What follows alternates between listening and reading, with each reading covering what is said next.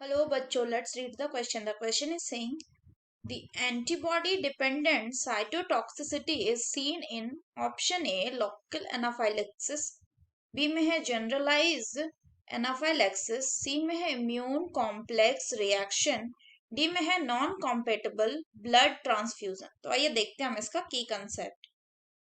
तो अगर हम बात करें इसके की कंसेप्ट की तो इसका की कंसेप्ट हो जाएगा एंटीबॉडी डिपेंडेंट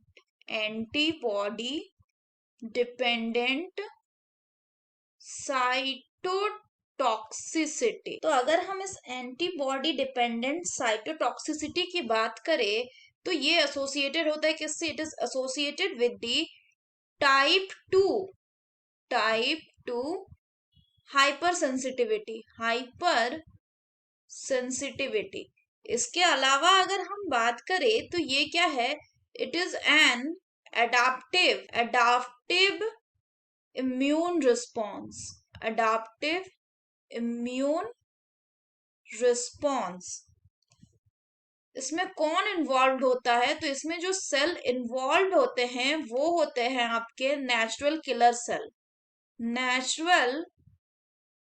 किलर सेल्स यानी एनके सेल्स. तो इसमें क्या होता है अगर हम बात करें तो इसमें जो एंटीबॉडी होता है, एंटीबॉडी जो कि जनरली होता है आईजी जी.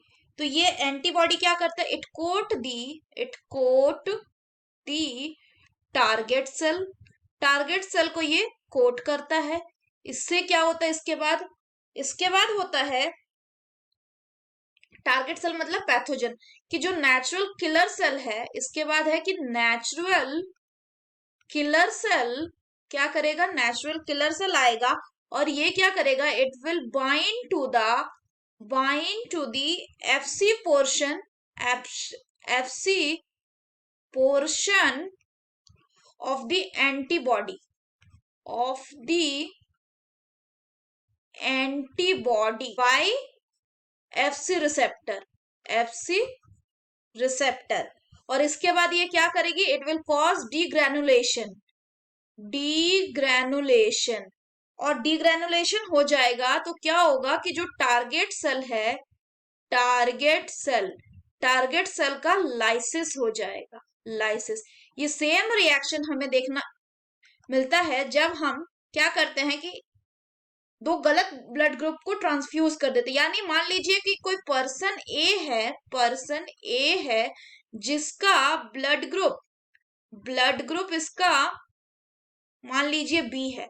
अब इसको जो ब्लड ग्रुप दिया जाता है वो दे दिया जाता है ब्लड ग्रुप ए. इसको क्या दिया जाता है? Blood group A. तो इसके लिए ग्रुप बी वाले ब्लड ग्रुप वाले पर्सन के लिए ये ए ब्लड ग्रुप जो है ये कैसा है? ये इनकॉम्पिटेबल है. इस केस में हमें क्या देखने को मिलेगा? हमें ये एंटीबॉडी डिपेंडेंट साइटोटॉक्सिसिटी देखने को मिलेगा. So the correct option will be option D, that is non-compatible blood transfusion. The antibody dependent cytotoxicity is seen in non-compatible blood transfusion. तो अगर हम लोकल एनाफाइलेक्सिस की बात करें तो लोकल एनाफाइलेक्सिस मतलब यहाँ पे बात हो रहा है टाइप 1 हाइपर सेंसिटिविटी की.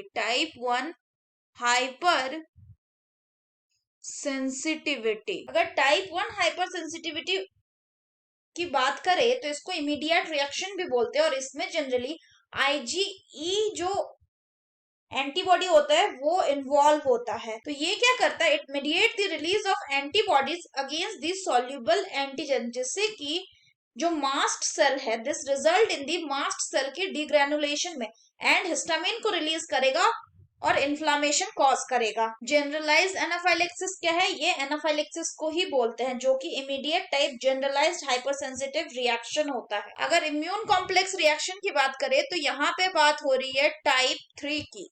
टाइप 3 हाइपर सेंसिटिविटी की. ये जो टाइप 3 हाइपर सेंसिटिविटी रिएक्शन है ये क्या कंसिस्ट करता है? Consist all the abnormal immune response जो कि एंटीजन एंटीबॉडी कॉम्प्लेक्स बना के यानी इम्यून कॉम्प्लेक्स बना के मेडिएट होता है. So that's all for the question बच्चों. Hope you understood it well. Best of luck.